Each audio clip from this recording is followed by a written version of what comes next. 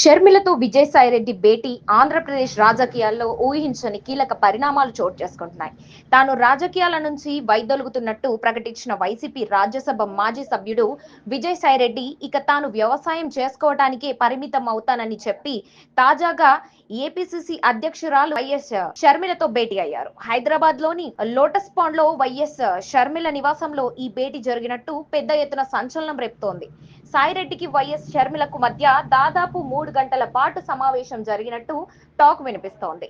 3 రోజుల క్రితం హైదరాబాద్ లో షర్మిల ఇంటికి విజయసాయిరెడ్డి వెళ్లారని, మధ్యాహ్నం అక్కడే భోజనం చేశారని, అనేక రాజకీయ అంశాలపైన 3 గంటల పాటు షర్మిలతో చర్చించారని తెలుస్తోంది. మాజీ సీఎం జగన్మోహన్ రెడ్డి, ఆయన సోదరి షర్మిల మధ్య కుటుంబ రాజకీయ సంబంధాలు గత సార్వత్రిక ఎన్నికల ముందు నుంచి గందరగోళంగా ఉన్నాయి. ఉప్పు నిప్పుల అన్న చెల్లెల మధ్య విభేదాలు ఉన్నాయి. ఇక ఈ సమయంలో తాను రాజకీయాలకు గుడ్ బై చెబుతున్నానని చెప్పిన సాయిరెడ్డి వైసీపీకి గుడ్ బై చెప్పి షర్మిలను కలవడం ఏపీ రాజకీయ వర్గాలలో రకరకాల చర్చలకు కారణంగా మారింది. సాయిరెడ్డి షర్మిలతో కలిసి పనిచేస్తారా?